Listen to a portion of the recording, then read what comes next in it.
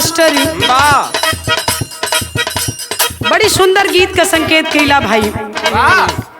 कौनो लड़का बड़ा परेशान है कौनो लड़की खातिर, ये गलत है।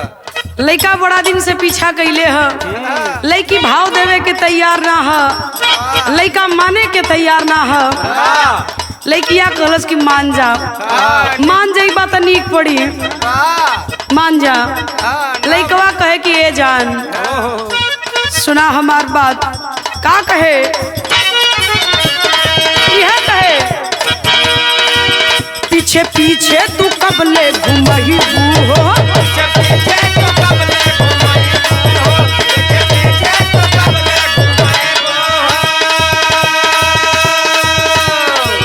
अपन बॉयफ्रेंड कब ले बनही हो,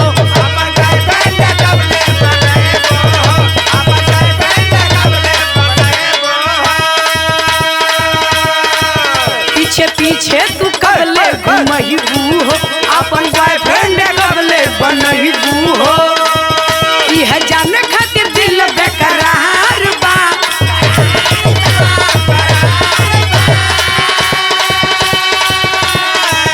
यह जाने खातिर दिल बेकरार बा। ए हो एगो दिल मंगवैया हजार बा, एगो दिल मंगवैया हजार बा, एगो दिल मंगवैया हजार बा, एगो दिल मंगवैया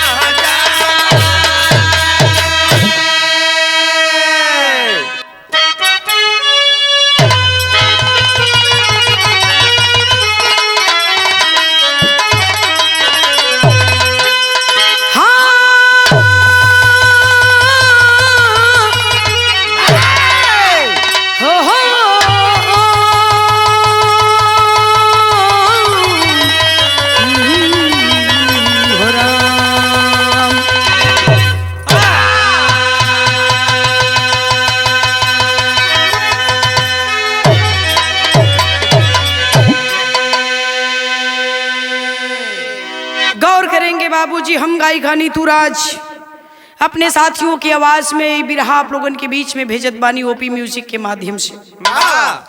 बाबूजी एक बिरहा की ओर चलते हैं।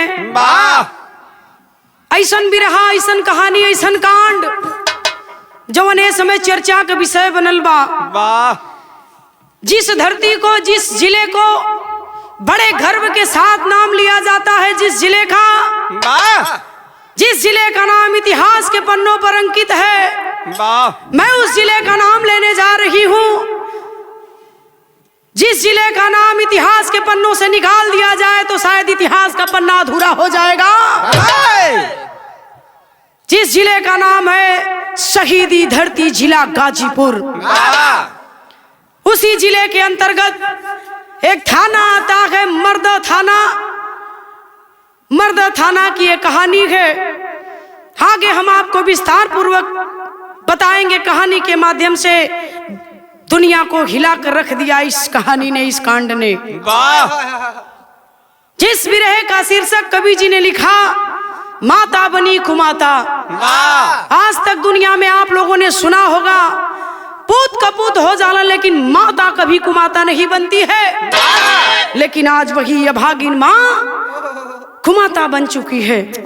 4 लाइन भूमिका में हमारे कवि जी ने भाव लिखा है मास्टर। क्या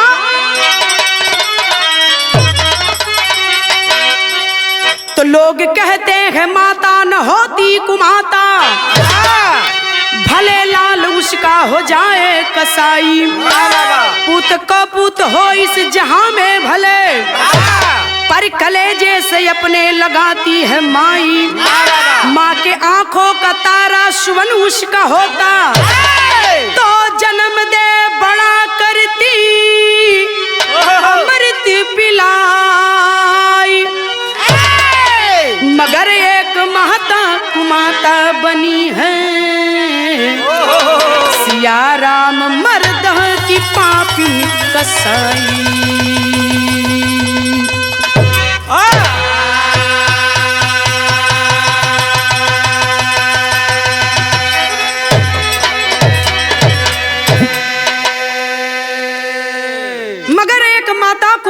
बनी है सियाराम मर्दह की पापिन कसाई। अरे वाह। जिस माँ को जगत जननी कहा जाता है बाबूजी, आज वही एक माँ ऐसी नागिन ऐसी कसाई बन गई जो नहीं होना चाहिए था। वाह।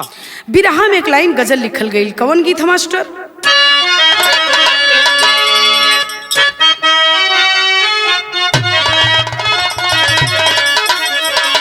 हो जहाँ आदमी भी काला, हो जहाँ आदमी भी काला, वो बाजार न कहाला। जहाँ आदमी भी काला, वो बाजार न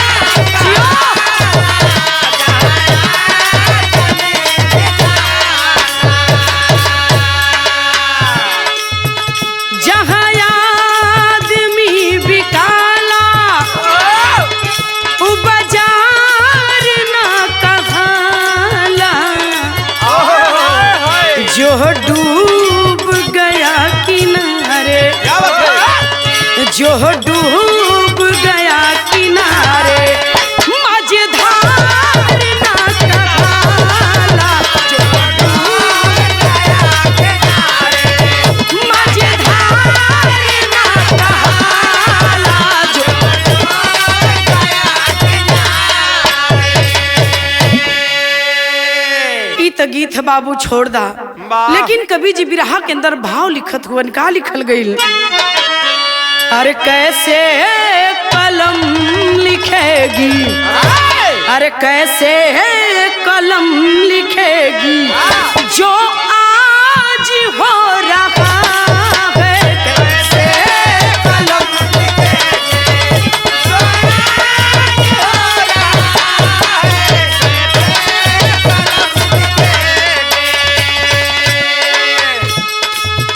कैसे कलम लिखेगी, कैसे कलम लिखेगी जो आज हो रहा है। जननी जन्म दिया क्यों, जननी जन्म दिया क्यों, परिवार रो रहा है। जननी जन्म दिया क्यों, परिवार रो रहा है।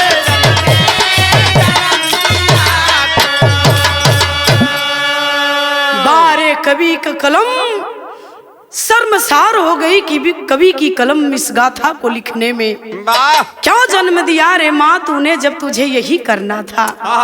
क्या तुझे पीड़ा नहीं हुई जन्म देते वक्त? कैसे तू इतनी बेदर्द बेरहम हो गई रे माँ। सवाल है तुझसे। कहानी शुरू हो गई बाबूजी शहर के माध्यम से। आइए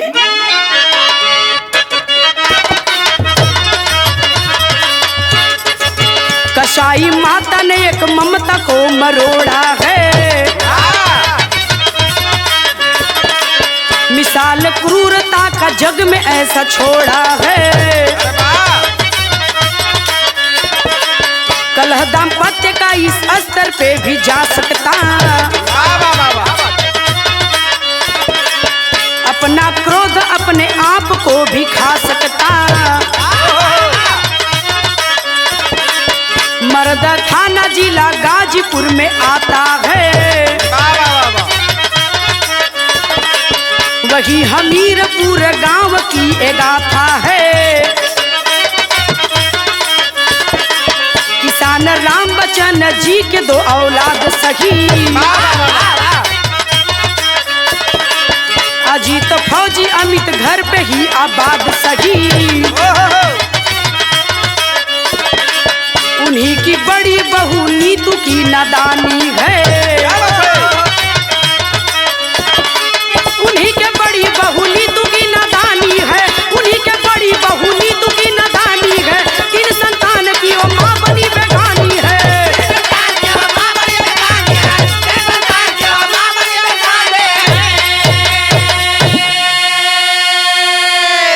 बाबूजी दिल को हिलाकर रख देगा यह कांड।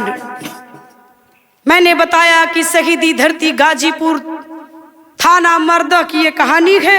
वाह। और मर्दा थाना के अंतर्गत एक गांव है जिसका नाम है हमीरपुर। वाह वाह। हमीरपुर गांव की ये कहानी है। किसान थे राम बच्चन यादव जी। वाह। और राम बच्चन यादव किसान के दो बेटे जिनका नाम था अजीत और अमित। छोटा भाई अमित यादव, बड़े भाई अजीत यादव जो सेना में हवलदार की पोस्टिंग पर थे। और उनकी ड्यूटी कहाँ थी? कहाँ? उनकी ड्यूटी थी जम्मू कश्मीर के बॉर्डर पर। हवलदार की पोस्टिंग पर थे। जिनकी पत्नी का नाम बताया गया नीतू यादव। दुर्भाग्य से होकर नाम भी नीतू बा। बाबूजी हमारा नाम राशि हो रहीन, लेकिन वो नीतू यादव जिसके पास गौर करेंगे बाबूजी, मैंने बताया जिनकी 3 संतान, एक बिटिया आराध्या बड़ी और 2 बेटे आरव और हर्षित। 3 बच्चों की वह मां थी नीतू यादव। और उसका पति अजीत यादव मैंने बताया कि सेना में हवलदार थे। जम्मू कश्मीर में ड्यूटी थी। लेकिन कुछ दिनों से दोनों पति पत्नी में झगड़ा चल रहा था कुछ बात को लेकर के। काहे झगड़ा चलत रहल? काहे? यह बात तो समझ में ना आवता। बिरहा में एक लाइन गीत लिखल गई। हाँ,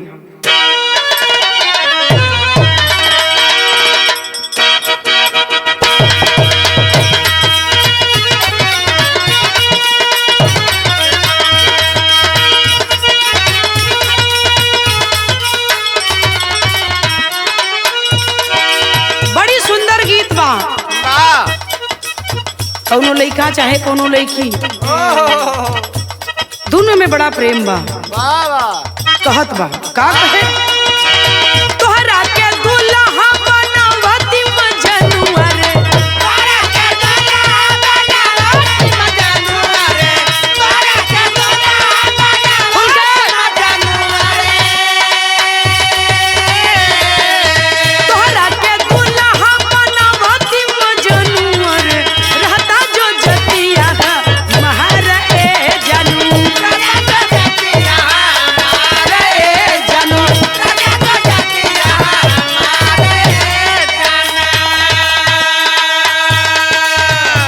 गैर जाति के थे। मतलब एक बिरादरी का ना रहना ऐसे उन्होंने में प्यार तब है, लेकिन बैठा ना शादी ना भइल। इतना तर्ज का बात है, छोड़ दा। बिरहा में कभी जी हमरे भाव लिखलन का लिखल गई। रहला अजीत नीतू यादव के सजनवा हो,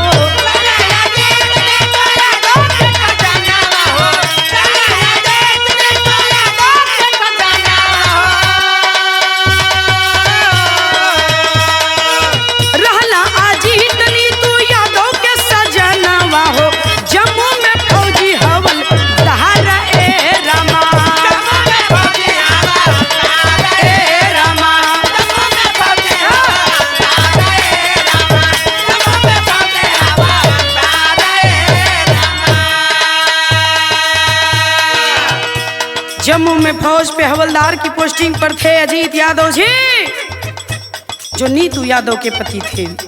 हुआ क्या? फोनमा पे बात करेल आए दिनवा,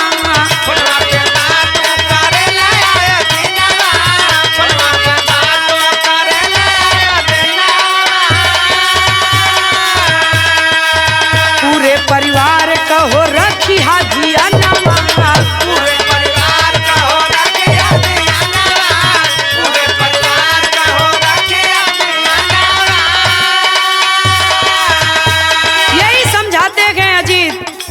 अपनी पत्नी अर्धांगिनी को। देखो नीतू, बीच बीच में छुट्टी मिलती है तो मैं आता रहूंगा, लेकिन मेरे माँ, मेरे पिता, मेरे बच्चों का ख्याल रखना तुम। कभी उन्हें कोई तकलीफ मत देना। अरे पगली, आज ड्यूटी है, नौकरी है, अगर नहीं आऊंगा, नहीं ड्यूटी करूंगा तो बच्चों को कैसे पालूंगा, माँ बाप की देखभाल कैसे करूंगा। जो हर बेटा सोचता है वही सोच रहे हैं अजीत यादव। का भइल? भैली का बात का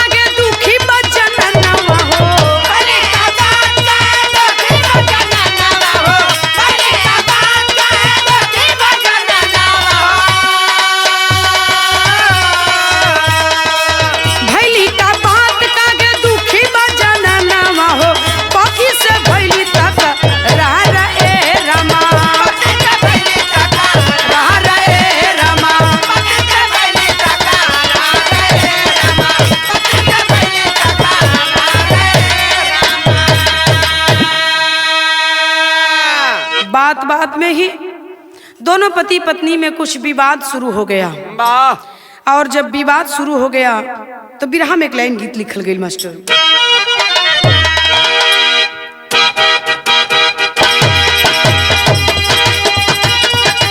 वाह वाह, क्या बात है, ये गीत बा वाह फेकू भैया। हाँ कोनो मेहरारू के बड़ा गर्मी लगत रहे, ओहो गर्मी का महीना चलतो बा। बड़ी परेशानी है। हाँ अपने दुल्हवा से कहे, का हो का कहे, रतिया होले गर्मिया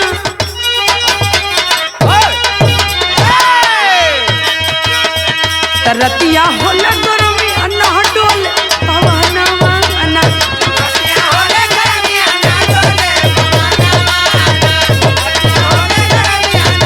क्या बात है, तुम्हारे बहरमी के मारे दूल्हा सुतला दुआरे।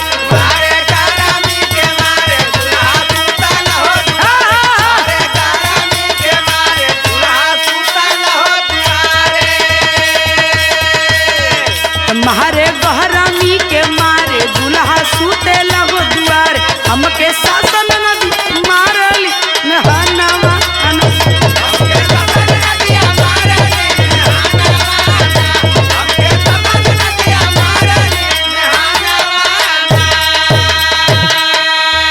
लेकिन बिरहा में कवि जी भाव लिखत हुवन, ओ समय के बाद उन्नीस में दोनों पति पत्नी में थोड़ा हल्का फुल्का तकरार चलत वाह। है, लेकिन बच्चों पर दोनों पति पत्नी जान निछार किया करते थे बाबूजी। ध्यान रहे हुआ क्या,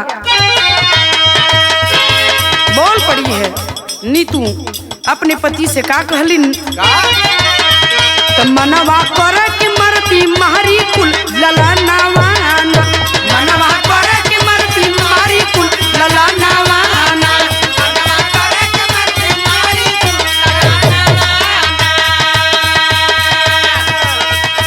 रोज हमारी है मन करला तू घरे ना आवत हुआ, तो के छुट्टी ना मिलत है,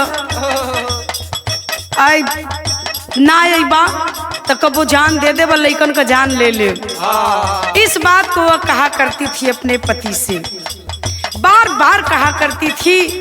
लेकिन अजीत यादव सोचते थे कि ऐसे ही कहती है, गुस्से में है, कुछ देर बाद इसका गुस्सा उतर जाएगा। लेकिन भइल कहाँ, तनी तू यह कहा हर बार अजीत समझावला यार। अजीत समझावला यार,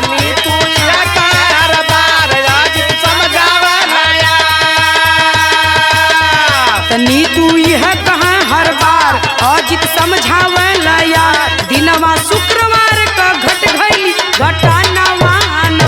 दिनवा शुक्रवार का घट गई घटनावा ना। दिनवा शुक्रवार का घट गई घटनावा ना। नीतू का जब झगड़ा भइल अजीत से बाबूजी, वाह तो कहलिन कि सुना, जब देखा तब हमसे तू झगड़ा करत रहला, हमार बात एको ना मानेला। वाह अगर हमार बात तोरे समझ में ना आवत हो, कबो वो दिन आ जाए कि हम खुद भी मर जाब, लइकन के भी तोरे मुआ देब। वाह न हम जियब न तोरे लइकन के जिए देब। जा अपन खूब नौकरी करा, खूब माई बाबू के सबके लेके रहा। बार बार आए दिन ऐसा कहती थी, लेकिन हवलदार अजीत यादव को ये अंदाजा नहीं था कि जो कह रही है कभी कर देगी। आए हाय बाबूजी, शुक्रवार का दिन था और आखिरकार उसके मन में न जाने क्या समा गया। करती क्या है मास्टर, सारंगा में भाव हो।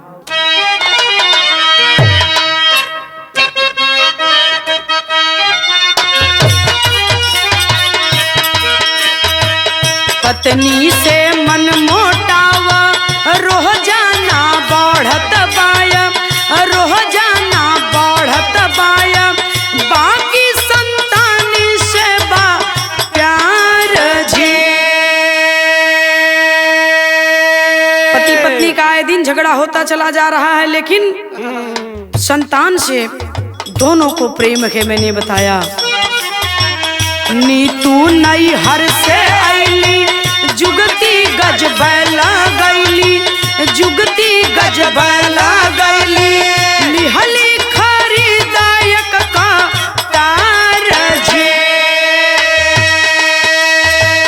बिटिया आराध्या बेटा आरव हर्षित के साथे आरव हर्षित के साथे सोई राते यही शुक्रवार जे। गौर करेंगे बाबूजी, मायके गई है नीतू और मायके से लौट करके जब आती है रास्ते में तो रास्ते में ही उसने एक बहुत बड़ा चाकू, जैसा कि आप लोगों ने पेपर पत्रिका के माध्यम से देखा सुना, टीवी चैनल से, वाह बहुत बड़ा चाकू उधर से लेकर आती है मायके से रास्ते से ही। 3 दिन पहले अभी मायके से आई और इसी शुक्रवार की यह घटना है आई है और घर में आराध्या बिटिया आरव और हर्षित दोनों बेटों के साथ वक्त बिता रही है। 3 दिन का समय बिता है, मायके से आए तो करती क्या है मास्टर, टेरी में भाव है।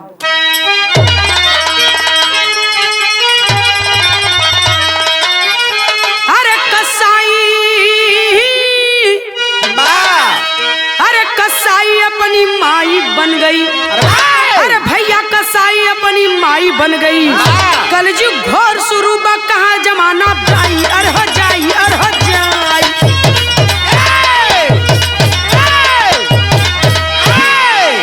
कसाई अपनी माई बन गई, कलयुग घोर शुरू बा कहाँ जमाना जाई। कसाई अपनी माई बन गई। ये घोर कलयुग पुरनिया जो कहलन कि घोर कलयुग एक दिन आ जाई, वाह तो लगा था कि अब यह घोर कलयुग का शुरुआत हो चुकल बा मास्टर। बिरहा में एक लाइन बड़ी पुरान गीत लगल मास्टर, कौन गीत है?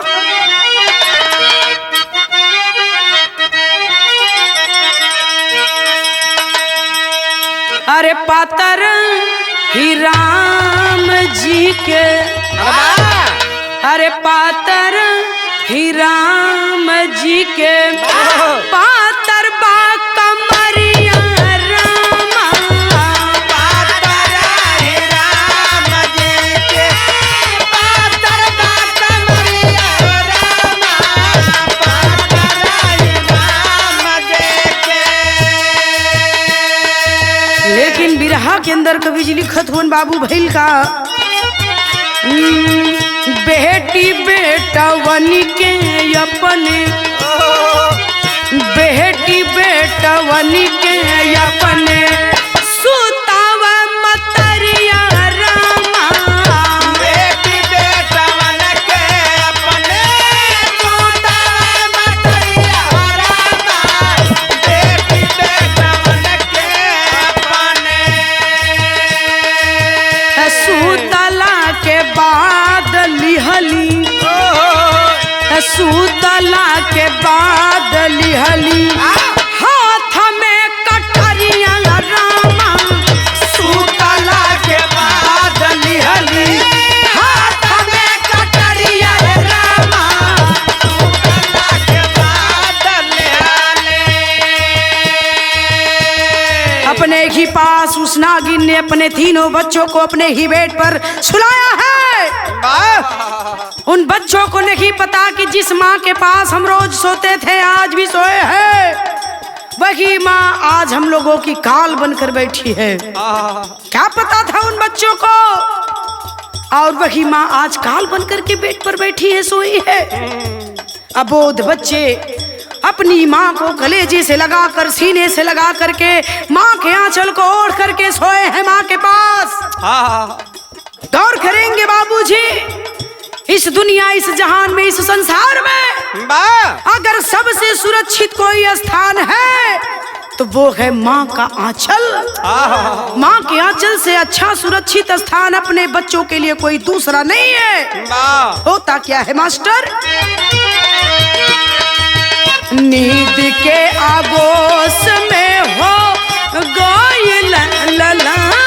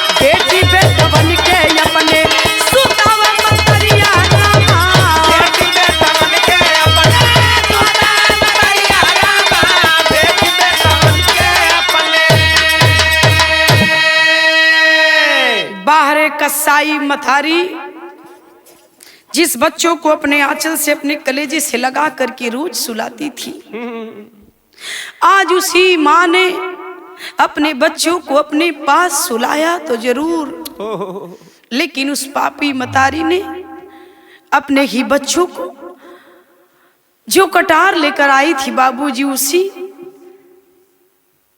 तेज धार वाले चाकू से अपने दोनों मासूम बच्चों को, उसमें एक बेटा उसका मात्र 10 महीने का था।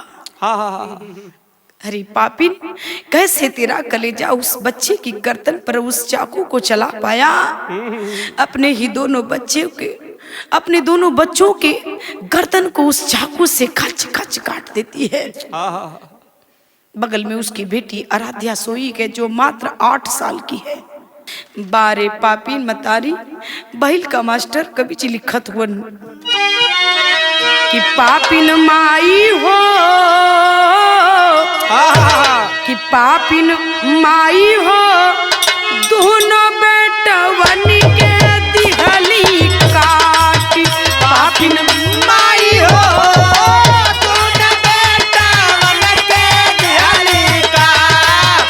पापिन माई हो, दोनों बेटवन के दिहली काट। पापिन माई हो।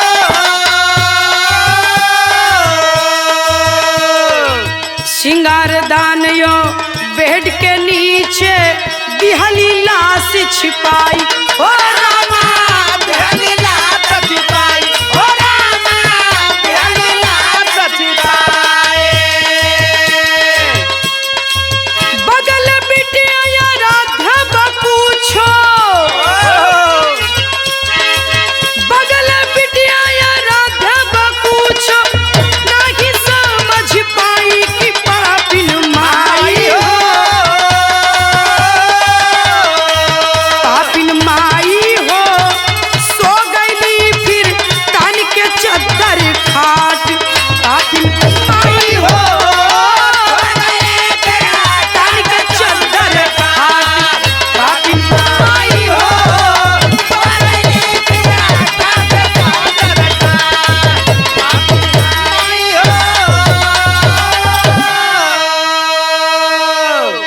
गौर करेंगे बाबूजी, आखिरकार वह पापिन मथारी अपने दोनों मासूम बच्चों का गर्दन काट करके एक बेड के नीचे मुड़ी छिपोले से एक का मुड़ी सिंगारदानी में छिपा देले से। अब ब्लड से लथपथ वही बेड पर शरीर के छोड़ देले बा।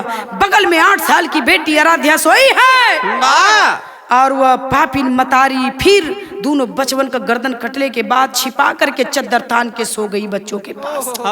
अरे निर्दयी नीच हत्यारीन माँ, तुझे शर्म नहीं आई? तेरे हाथ नहीं कांपे ऐसा करते हुए? और तेरा कलेजा कैसे उन बच्चों को काट पाया? कहना पड़ा मास्टर लिखत उन कवि जी का भइल।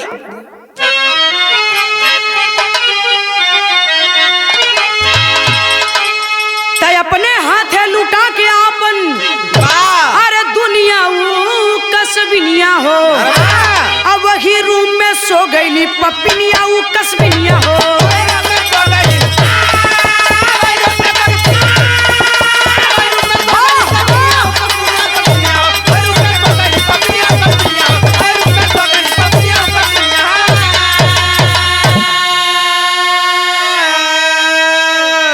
हुआ सवेरा राजमती दादी जब घर में अली हो, दोनों बचवन का लाश देखूं पछाड़ा खा गिर गईली हो।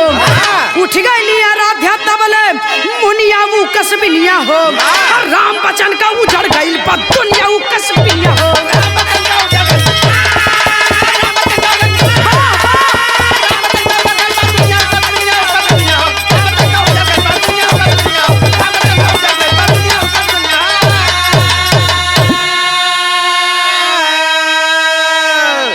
आखिरकार दोनों बच्चों का गला रेत करके सो जाती है। जब चद्दर तान के मालूम पड़ा कुछ हुआ कि नहीं गए, हो गया सवेरा।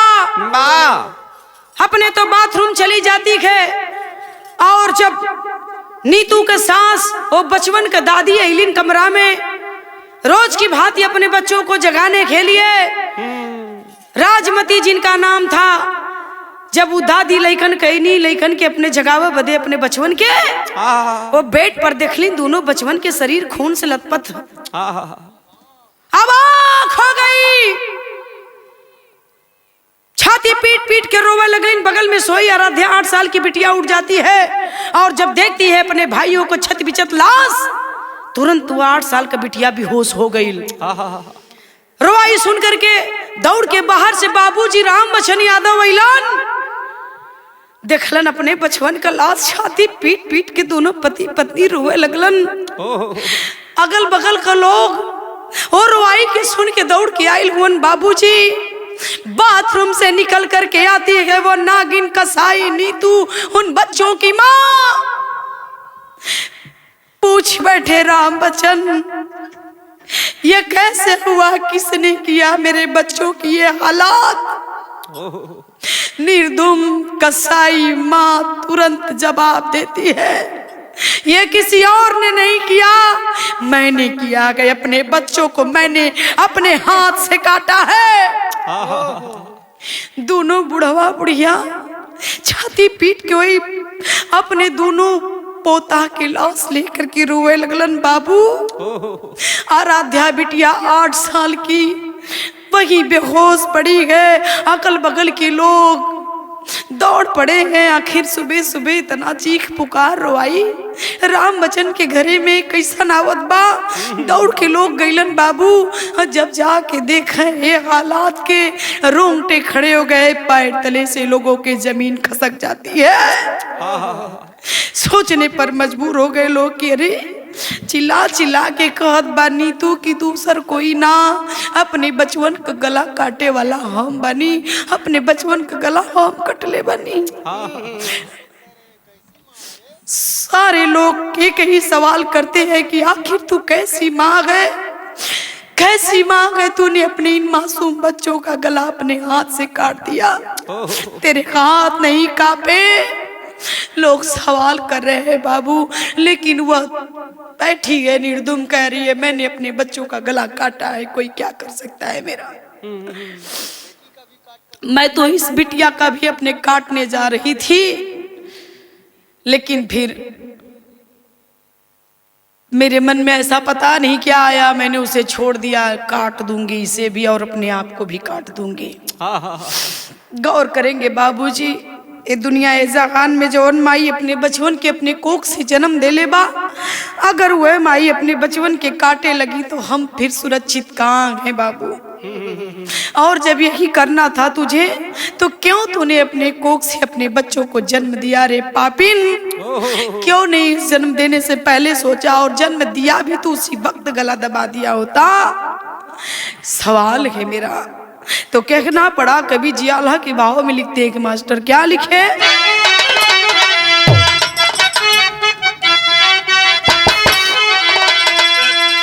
अरे सब ही अवाक जुटल गौआ का लोगवा बाबू,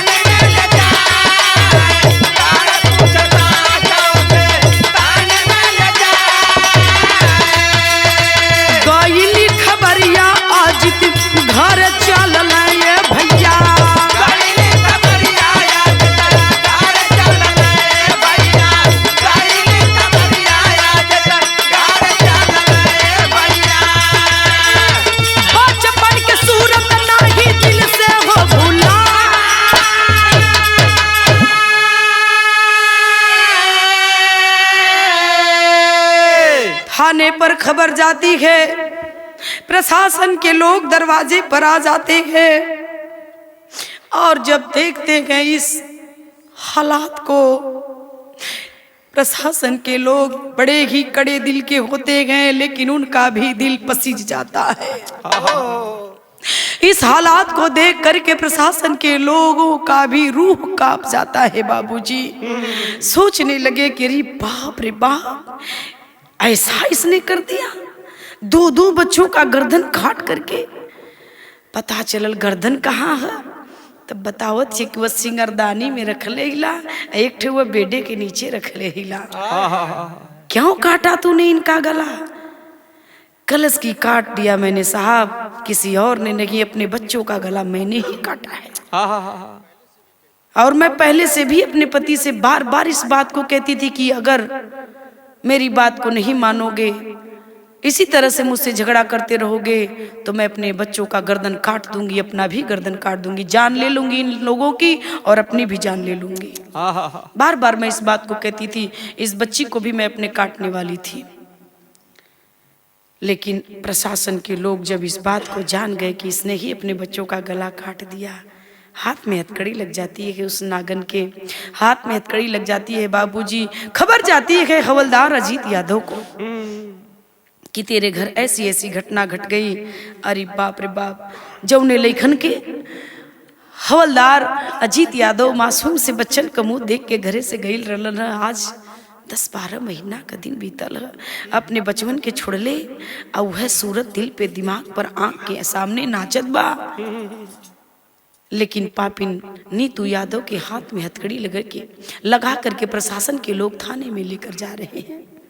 होता क्या कि मास्टर कवि जी लिखलन खड़ी का भाव हो।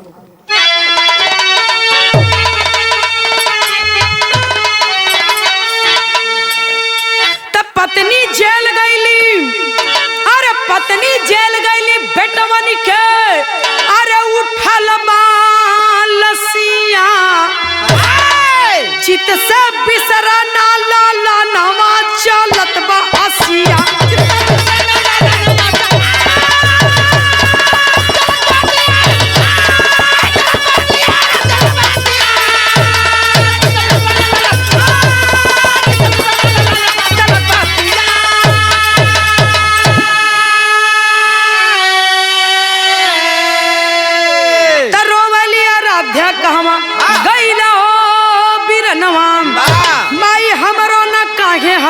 लिहलू हो परनवा सबके कह दिहलू तबाह बन के, अरे सत्या नसिया चित सब बिसरना लाला नवा चलत बा आसी।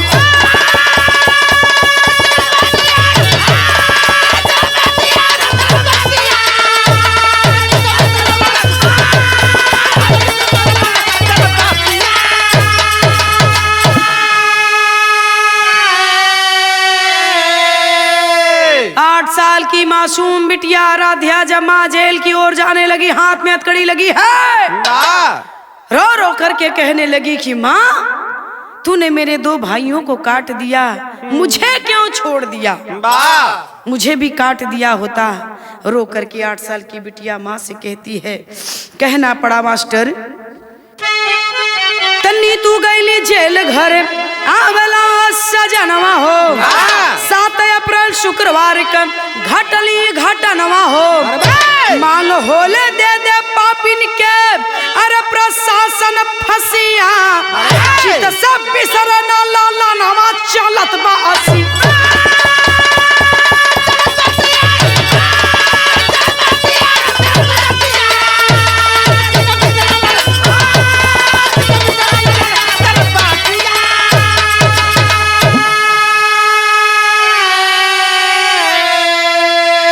इधर नीतू यादव जेल जाती है और उधर अजीत हवलदार घर अपने पहुंचते हैं। बाबूजी 7 अप्रैल दिन शुक्रवार, इसी 7 अप्रैल 2023 दिन शुक्रवार की ये घटना है जिसने शर्मसार कर दिया शहीदी धरती जिला गाजीपुर को। इतना ही नहीं बाबूजी, पूरा जिला, पूरा उत्तर प्रदेश, दुनिया के लोग इस कहानी को सुने, ऐसी घटना को, सबकी मांग यही है कि ऐसी नागन को जीने का कोई हक नहीं है। ऐसी नागन को, ऐसी हत्यारिन माँ को फांसी दे देनी चाहिए। अब कानून जो भी सजा दे बाबू, लेकिन ऐसी औरत को फांसी से भी बदतर सजा हो देनी चाहिए।